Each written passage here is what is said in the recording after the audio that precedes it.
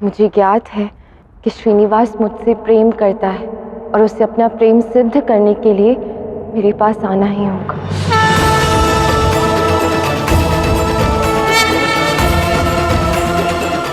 और मैं तुम्हारे पास आ रहा हूँ श्री, और वो भी शीघ्रातिशीघ्र।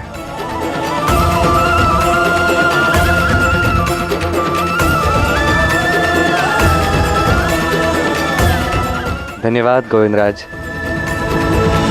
आपने मुझे वचन दिया था कि चाहे जो कुछ भी हो जाए आप भार्गवी का साथ कभी नहीं छोड़ेंगे। इस वचन को आपने निभाया, इसलिए आपका बहुत बहुत धन्यवाद। ये आप भार्गवी की सूचना मुझ तक नहीं ला पाते तो? कैसे नहीं लाता श्री? तुम भले ही अपना कोई भी दुख मुझे ना बताओ, किंतु फिर भी तुम्हारी समस्त पीड़ाएं मैं समझ ही जाता हूं। मैं बस तुम्हारे मुख पर ये ही मुस्कान देखना चाहता हूं श्री। तुम दोनों को प्रसन्न देखना चाहता हूं जब एक बार पुनः जब तुम दोनों एक दूसरे से मिलोगे, एक साथ होगे। किंतु अब मेरी बस एक ही चिंता है श्री। राजकुमारी पद्मावती तुम्हारे और भार्गवी के संबंध को, तुम दोनों के प्रेम को समझ पाएंगी या नहीं? मेरा और श्रीनिवास का विवाह हुआ है, चाहे कुछ भी हो जाए। मैं भार्गवी को ये समझा कर ही रहूंगी कि अब वो मेरे और श्रीनिवास के मध्य नहीं आ सकती। मुझे ऐसा लगता है कि इस यात्रा में राजकुमारी पद्मावती को साथ लाकर तुमने उचित निर्णय नहीं लिया है श्री। पता नहीं राजकुमारी पद्मावती जब भार्गवी से मिलेंगी तो क्या होगा। और इसलिए तो पद्मावती और भार्गवी की भेंट होना आवश्यक है। जब पद्मावती भार्गवी से मिलेगी तभी उसे ज्ञात होगा पवित्र प्रेम क्या होता है। मुझे आशा है कि जब पद्मावती और भार्गवी दोनों एक दूसरे से मिलेंगे तो पद्मावती को ज्ञात हो जाएगा कि संसार में श्रीनिवास के हृदय में यदि किसी का स्थान है तो वो मात्र भार्गवी का है, और वो स्थान कोई और नहीं ले सकता। सारथी, शीघ्र गति से इस रथ को आगे बढ़ाओ। सूर्यास्त से पूर्व मुझे करबीरपुर में पहुंचना है।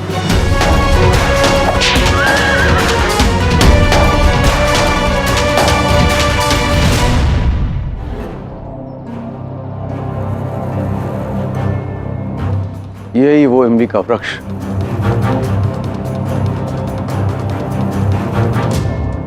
जिसके नीचे वर्षों पूर्व एक ऐसी घटना घटी थी जिसके परिणाम स्वरूप आपका पुनर्जन्म राजा आकाश के रूप में हुआ।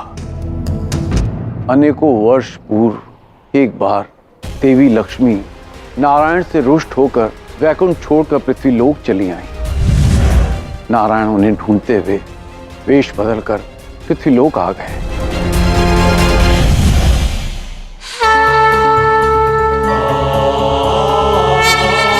और हर तरफ ढूंढते ढूंढते यहां वेंकटगिरी चले आए और इसी वृक्ष के नीचे ध्यानस्थ हो गए।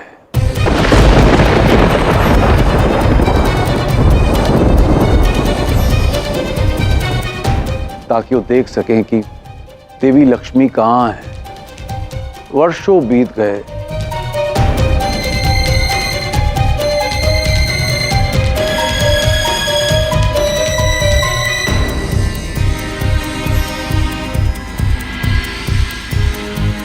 और धीरे धीरे उनके चारों तरफ एक वल्मीक बन गया।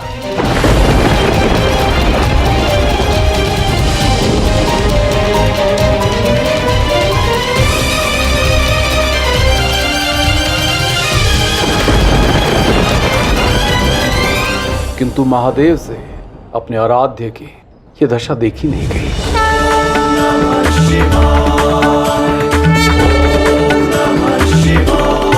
आराध्य, जब तक आपकी ये तपस्या पूर्ण नहीं हो जाती तब तक आपका ये सेवक भी आपके साथ ही रहेगा।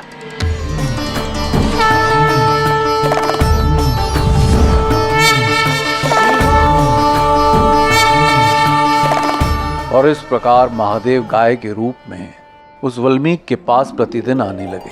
किंतु एक दिन उस गाय को एक चरवाहा आपके अर्थात चोला नरेश के राज गौशाला में ले आया। किंतु एक समस्या थी। तुम ही लाए थे ना उस गाय को राज गौशाला में, तो बताओ समस्या क्या है?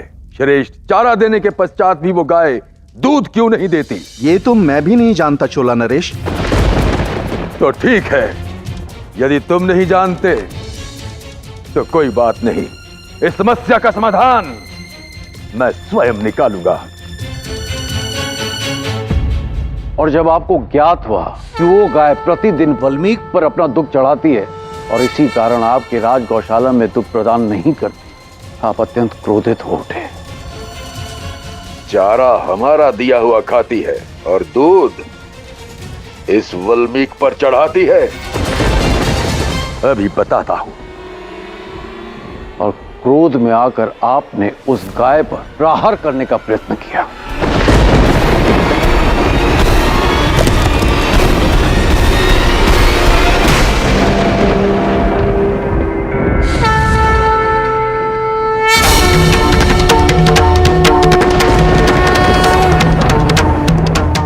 महादेव, चोला नरेश, तुम्हें ज्ञात भी है अपनी अज्ञानतावश तुमने जिस पर प्रहार किया है वो कोई साधारण ब्राह्मण नहीं है, स्वयं नारायण है।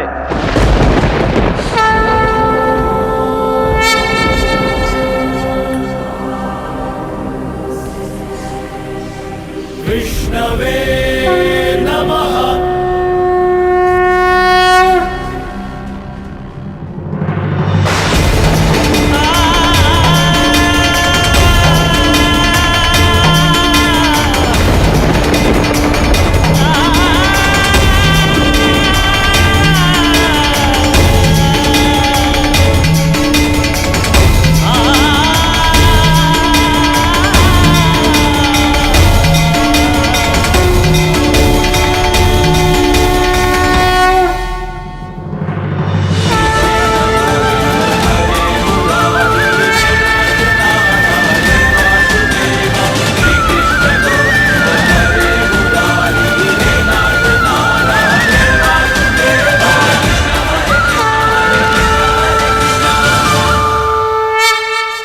ये मुझसे क्या अनर्थ हो गया?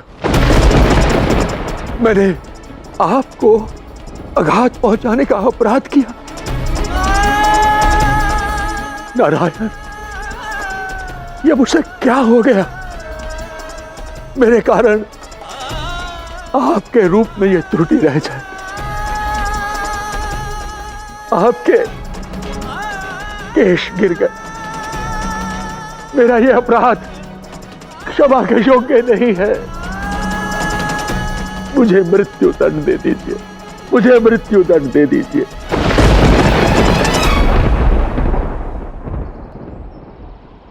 नियति में ऐसा कुछ भी घटित नहीं होता जो नहीं घटित होना चाहिए चोला नरेश। आपके इस प्रहार के कारण मेरे रूप में जो त्रुटि हुई है वो आने वाले समय में अनेक भक्तों के लिए मेरे आशीर्वाद का मार्ग बनेगा। तब जब वो अपने केश मुझे अर्पण करेंगे, आपके इस कर्म के कारण कई भक्तों को मेरा आशीर्वाद प्राप्त होगा। और इसलिए मैं आज आपको आशीर्वाद देता हूं। आपके पुनर्जन्म में आप राजा आकाश के रूप में जन्मेंगे और तब आपकी पुत्री से विवाह कर केवल मैं आपका जमाई बनूंगा।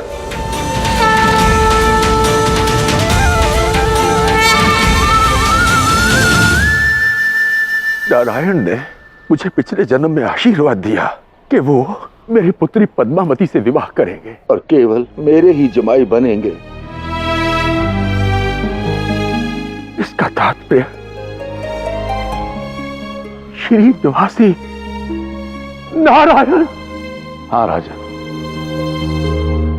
श्रीनिवासी नारायण का स्वरूप है और इसी कारण राजकुमारी पद्मावती के स्वयंवर का आयोजन करने के पश्चात भी राजकुमारी पद्मावती का विवाह अंततः श्रीनिवास से हुआ। यह कैसे संभव है ऋषिवर? श्रीनिवास नारायण कैसे? राजन, कई बार सत्य हमारे समक्ष होता है किंतु हम उसे देख नहीं पाते। सोचिए, श्रीनिवास हर गुण में इतना निपुण कैसे है? फिर चाहे वो नृत्य कला हो या ज्योतिष शास्त्र। ऋषि भृगु ने राजकुमारी पद्मावती के स्वयंवर के लिए जो तिथि दी है वो तिथि अनुचित है। और स्मरण कीजिए, वो महाविष्णु धनुष जिसकी प्रत्यंचा स्वयं श्रीनिवास ने खींची थी।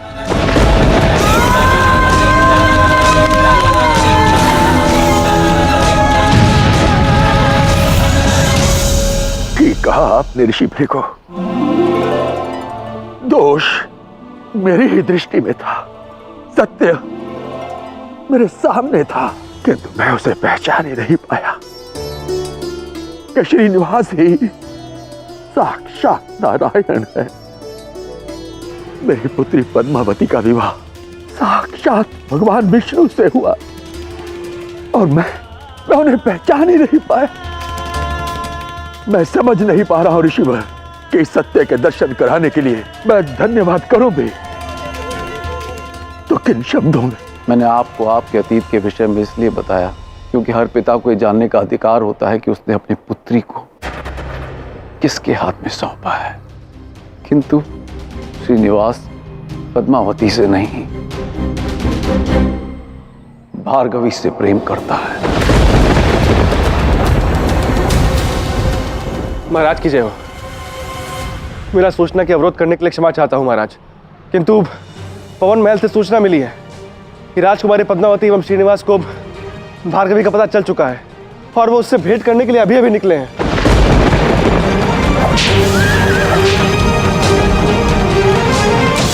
मैंने तुमसे कहा था ना बाला कि भार्गवी की कोई भी सूचना श्रीनिवास तक नहीं पहुंचनी चाहिए, तो किसने पहुंचाई है ये उन तक सूचना?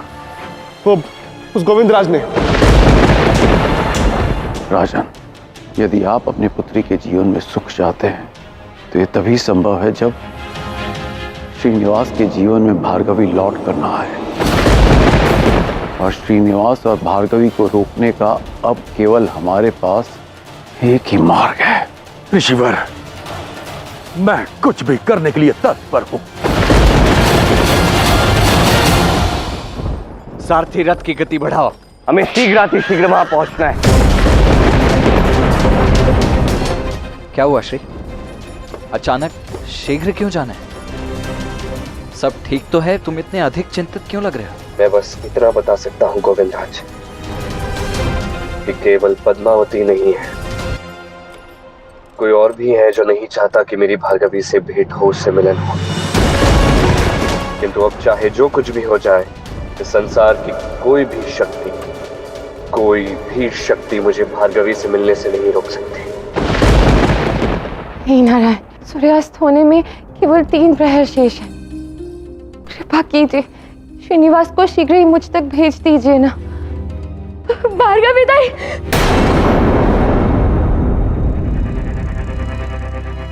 भार्गवी दाई मेरी सहायता कीजिए।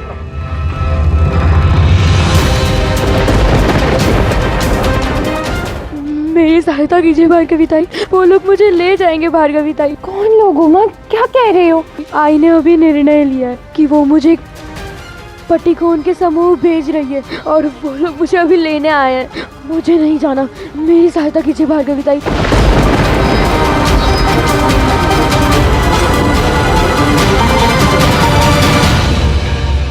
तो यहां छुपी है, चलो चल, बहुत हो गया तेरा नाटक।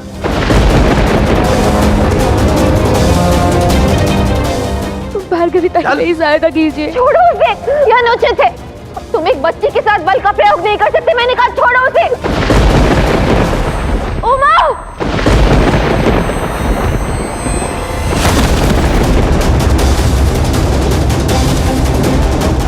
मैंने कहा उसे छोड़ो, छोड़ो उसे। भार्गवी ताई, बोला ना इसको जाना पड़ेगा साथ में।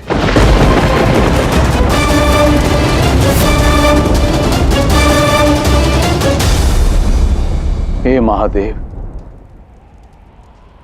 मैं आपका आह्वान करता हूं। अब केवल आप ही राजा आकाश के संकटों को दूर कर सकते हैं। राजा आकाश वर्षों से आपकी पूजा करते आए। यदि आपके प्रति उनकी भक्ति सच्ची है तो हमें दर्शन दीजिए महादेव। महादेव, आप ऋषि भृगु की प्रार्थना नहीं सुन सकते। वो श्रीनिवास और भार्गवी को एक दूसरे से मिलने से रोकना चाहते हैं। और महादेव, आप इसे पूर्ण नहीं कर सकते। हे महादेव, मैं राजा आकाश की ओर से आपका आह्वान करता हूं। हमें दर्शन दीजिए महादेव, हमें दर्शन दीजिए। ओम नमः शिवाय। महादेव, यदि मैंने आपकी सच्ची भक्ति की है तो आपको मुझे दर्शन देना ही होगा। गौरी, राजा आकाश ने वर्षों तक मेरी आराधना की है। उनकी मेरे प्रति भक्ति और श्रद्धा अत्यंत गहरी है। मैं चाहकर भी उनकी इस पुकार को अनसुना नहीं कर सकता, इसलिए उन्हें दर्शन देने तो मुझे अवश्य जाना होगा। परंतु तुम भी चिंता मत करो, मैं उन्हें ऐसा कोई वरदान नहीं दूंगा जिससे श्रीनिवास भार्गवी से मिलने ना जा सके। वचन देते हैं आप? हाँ गौर, मैं तुम्हें वचन देता हूं।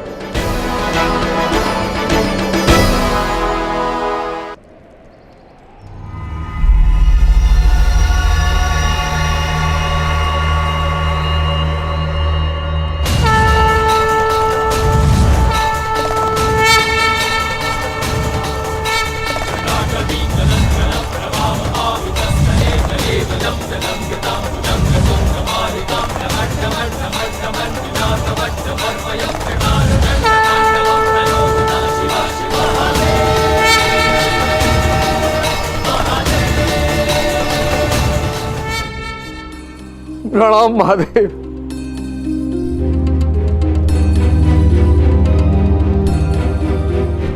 कहिए ऋषिवर, किस प्रयोजन से आपने मेरा आह्वान किया है? अब आपके अतिरिक्त इस संसार में किसी में इतनी शक्ति नहीं है जो नारायण को रोक सके। श्रीनिवास ने भार्गवी से मिलने का निर्णय लिया है। अब उसे कोई रोक सकता है तो वो केवल आप हैं महादेव। महादेव, एक पुत्री का पिता आपसे भिक्षा मांग रहा है। आपको तो ज्ञात है कि मेरे पिछले जन्म में मुझे नारायण ने आशीर्वाद दिया था, वो मेरी पुत्री पद्मावती से विवाह करेंगे। किंतु महादेव, यदि श्रीनिवास और भार्गवी का मिलन हो गया तो मेरी पुत्री पद्मावती का जीवन नष्ट हो जाएगा। महादेव, इस अनर्थ को रोक लीजिए महादेव। अब ये सब केवल आपकी कृपा पर निर्भर करता है महादेव। यदि श्रीनिवास भार्गवी से मिलता है तो आपके आराध्य नारायण का दिया हुआ वचन असत्य सिद्ध हो जाएगा। और जिस संसार में स्वयं नारायण का दिया हुआ वचन असत्य सिद्ध हो जाए, उस संसार में सत्य असत्य की परिभाषा क्या होगी? इसीलिए इस अनर्थ को होने से रोकिए महादेव।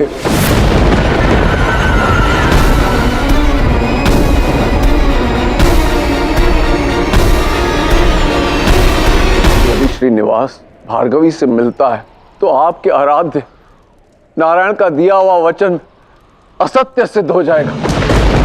इसीलिए इस अनर्थ को होने से रोकिए महादेव। आपका कथन उचित है, परंतु इस विषय में मैं आपकी कोई सहायता नहीं कर सकता। मैं श्रीनिवास को भार्गवी से मिलने से कदापि नहीं रोकूंगा।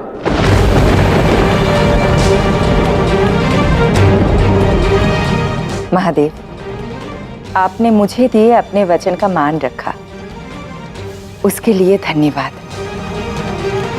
अब श्रीनिवास और भार्गवी के मिलन में कोई बाधा नहीं आ सकती ना?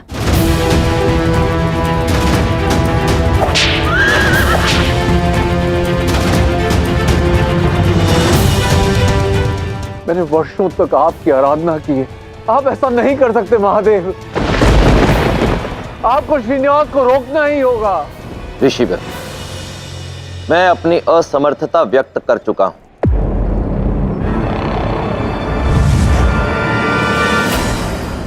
प्रणाम महादेव। बिना अनुमति उपस्थित होने के लिए क्षमा चाहता हूं महादेव, किंतु आपको यह वरदान देना ही होगा। आपको श्रीनिवास को रोकना ही होगा। इस बाध्यता का कारण शुक्राचार्य? कारण है महादेव, कुछ वर्ष पहले आपने नारायण को एक वचन दिया था। वो वचन साकार होने का समय आ गया है। वर्षों पूर्व एक घटना घटी थी महादेव, जिसका आप पर भी गहन प्रभाव पड़ा था। बस महादेव, वही घटना को स्मरण कराने के लिए मैं यहां पर आया हूं। ऐसी कौन सी घटना है जो महादेव को भी स्मरण नहीं? महादेव, मैं आपको कन्याकुमारी की कथा का स्मरण करवाना चाहता हूं।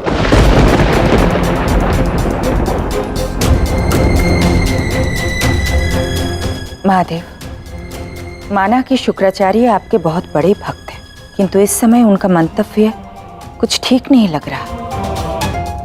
वो बस श्रीनिवास को भार्गवी से मिलने से रोकना चाहते हैं, और जिस भी कथा के विषय में वो बात कर रहे हैं, क्या वो सुनना आवश्यक है? हाँ गौरी, आवश्यक है। केवल मेरे लिए ही नहीं, तुम्हारे लिए भी, क्योंकि इस कथा का संबंध तुमसे भी उतना ही है जितना मुझसे है। क्या है ये कन्याकुमारी कथा?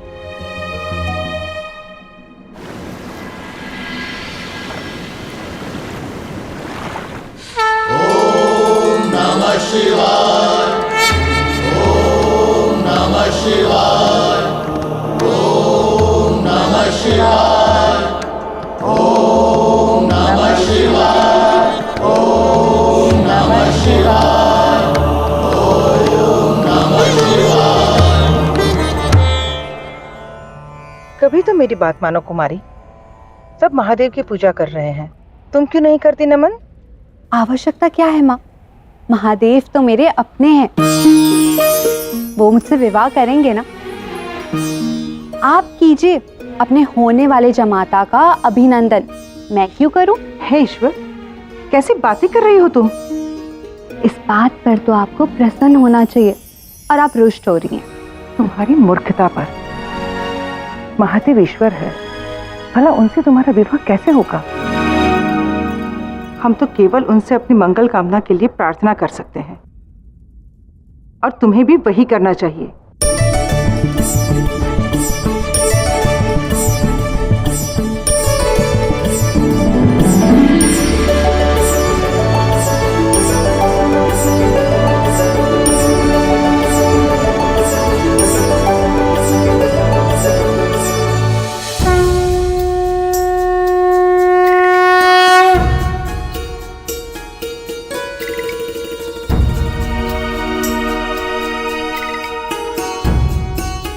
जब से 4 वर्ष की थी ना, तब से आप ही की पूजा अर्चना करती हूँ। सबके साथ आपकी पूजा नहीं करती, क्योंकि आभास है मुझे कि आपका और मेरा संबंध विशेष है। किंतु माँ मेरी इस बात को नहीं समझती, और ना ही गांव में कोई और समझता है। पर मन में एक आशा है कि एक दिवस ये सब लोग समझेंगे।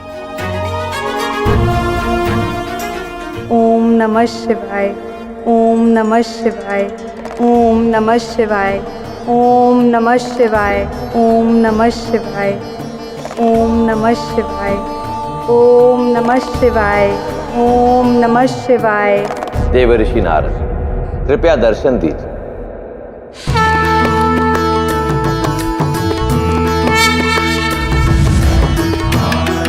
नारायण नारायण। प्रणाम महादेव, आदेश दीजिए, कैसे इस नारद का स्मरण हुआ? देवर्षि नारद, मृत्यु लोक के असंख्य मनुष्यों ने आज तक मेरी आराधना की, परंतु इस कन्या कुमारी की भक्ति में एक विशेष श्रद्धा है। मैं चाहता हूं कि आप धरती लोक पर जाएं और कुमारी से ज्ञात करें कि अंततः उसकी इच्छा क्या है। जैसे आपकी आज्ञा। नारायण नारायण।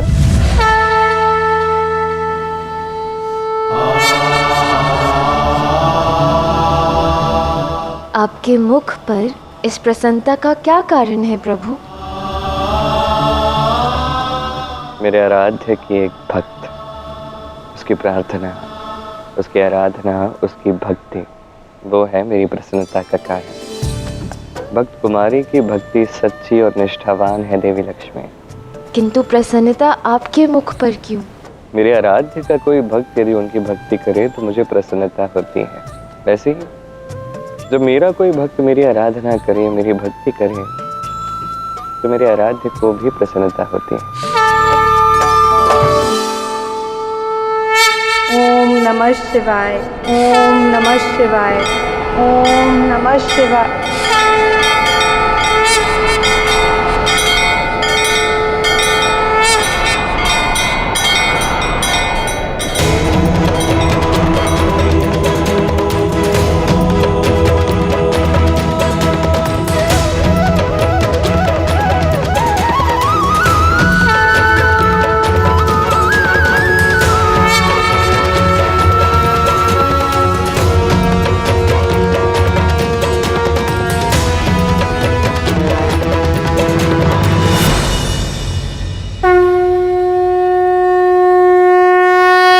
कुशल तो हो कुमारी? क्षमा कीजिएगा, मैं आपको पहचानी नहीं, परंतु आपको मेरा नाम कैसे ज्ञात है? नारायण नारायण। पुत्री, बहुत कुछ ज्ञात है मुझे तो। जिनकी तुम आराधना कर रही हो उन महादेव का दूत हूं मैं। तुम्हारे इस आराधना से अत्यंत प्रसन्न है। बताओ पुत्री, क्या चाहिए तुम्हें? मैं तुम्हारा संदेश, तुम्हारी इच्छा महादेव के समक्ष जाकर रख दूंगा। मेरी तो केवल एक ही इच्छा है, मैं महादेव से विवाह करना चाहती हूँ, विवाह करना चाहती हूँ।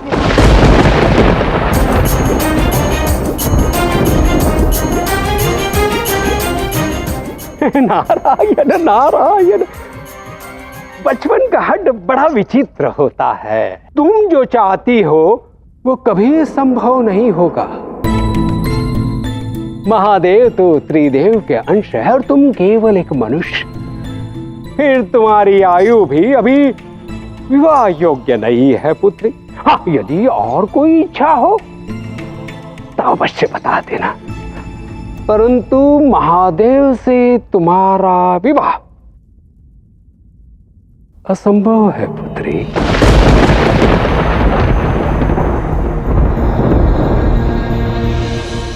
किंतु आयु का मेरे विवाह से क्या संबंध है?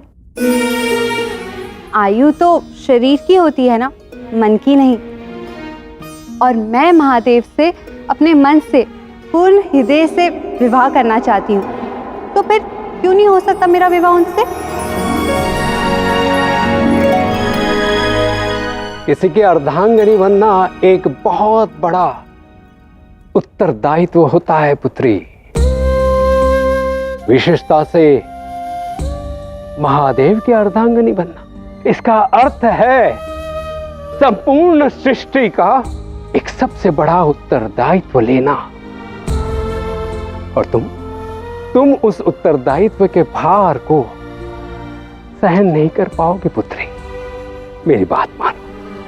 यदि कोई और मनोरथ है तो मेरे समक्ष रख दो।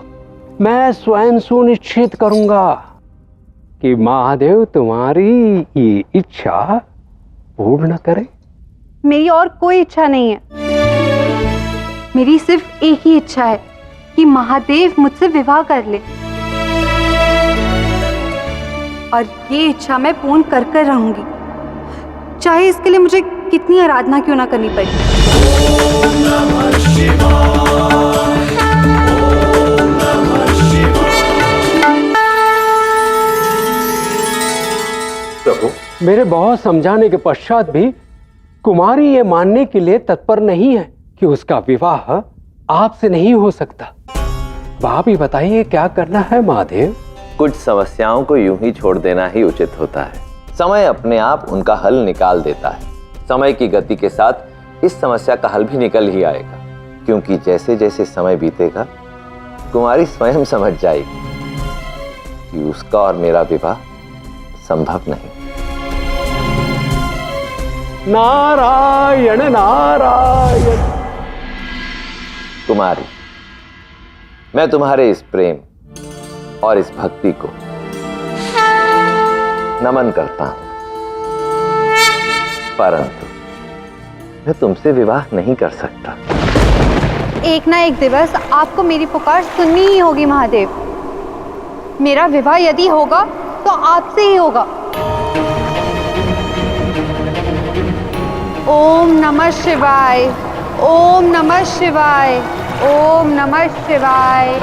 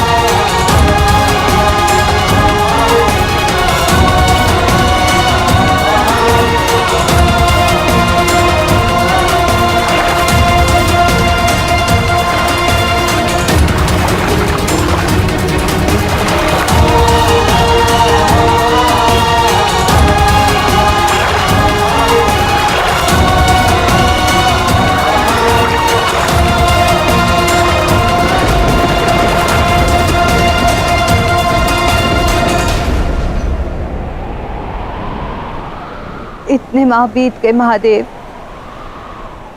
मुझे आशा थी कि आप मेरी प्रार्थना अवश्य सुनेंगे, किंतु कदाचित आपको ये स्वीकार नहीं, इसीलिए आप मेरी प्रार्थना अनसुनी कर रहे हैं। पर अब मुझसे और प्रतीक्षा नहीं होगी महादेव, आपको मेरी प्रार्थना सुननी होगी, सुननी ही होगी।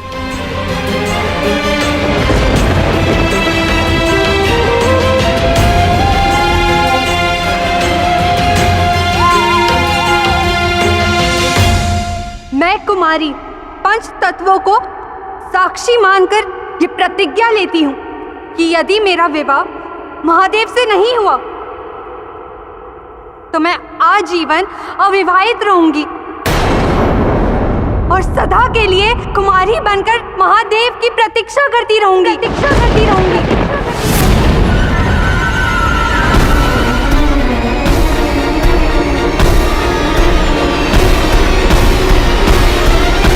कुमारी, मुझे लगा था कि समय बीतने के साथ तुम ये स्वयं समझ जाओगी कि तुम्हारा और मेरा विवाह संभव नहीं। इसीलिए मैं तुम्हारी पुकार को अब तक अनसुना कर रहा था,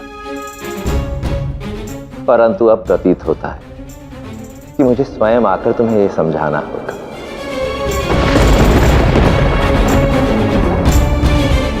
क्या हुआ नारायण? महादेव अपनी सर्वश्रेष्ठ भक्त कुमारी से मिलने जा रहे हैं। आपको तो प्रसन्न होना चाहिए, आप इतने चिंतित क्यों हैं? क्योंकि अब नियति मुझसे एक ऐसा कार्य करवाएगी जिससे मेरे आराध्य महादेव को पीड़ा पहुंचेगी। क्या कहना चाहते हैं आप?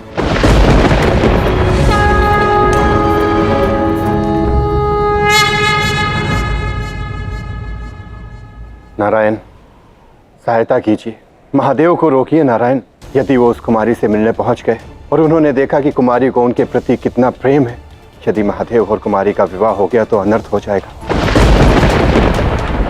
हम पहले ही देवी सती की मृत्यु देख चुके हैं नारायण। कुमारी भी उतनी ही हठी है, कहीं पुनः वही स्थिति न उत्पन्न हो जाए जो देवी सती के समय हुई थी। केवल आप ही उन्हें रोक सकते हैं प्रभु। किंतु कुमारी का क्या? यदि महादेव उससे नहीं मिले तो? उसने तो आजीवन महादेव की सच्चे मन से पूजा की है।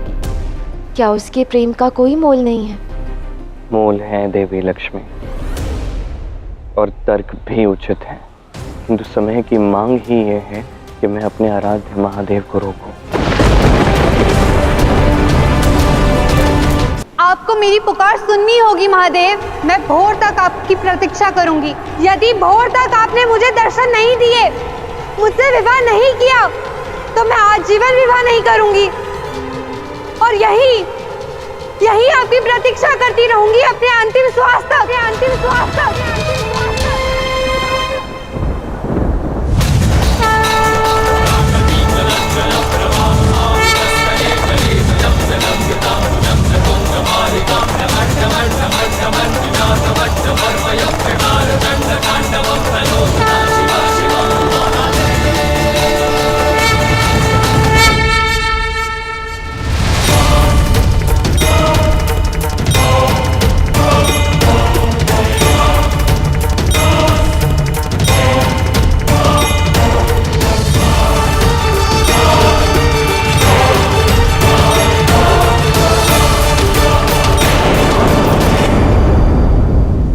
आराध्य आप?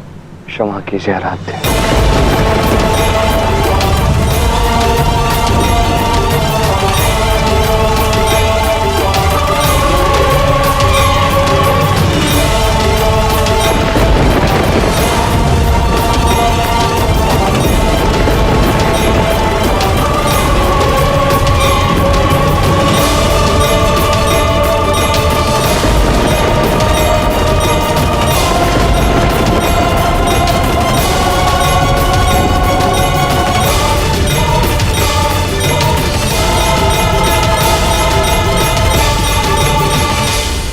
आपने ऐसा क्यों किया आराध्य?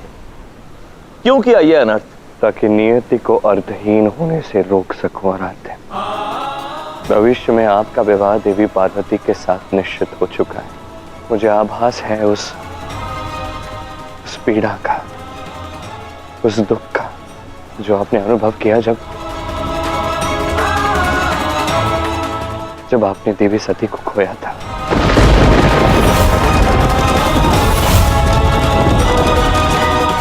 और मैं नहीं चाहता कि कभी भी जीवन में आप वो पीड़ा पुनः एक बार भोगे आराध्य। क्षमा कीजिए, मुझे इस प्रकार आपको रोकने के लिए आना पड़ा। मुझे इस कर्म का कर्म फल भी अवश्य मिलेगा महादेव। भविष्य में एक ऐसा समय आएगा जब मैं अपनी लक्ष्मी के पास जाना चाहूंगा, तब आप आएंगे मुझे रोकने। आज जैसे मैंने आपको रोका है, आप भी इसी प्रकार मुझे रोकेंगे आराध्य।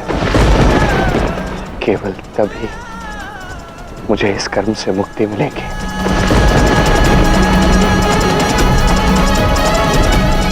मैं आज आपसे वचन चाहता हूं आराध्य कि चाहे जो कुछ भी हो जाए, उचित समय आने पर आप मुझे रोकने आएंगे।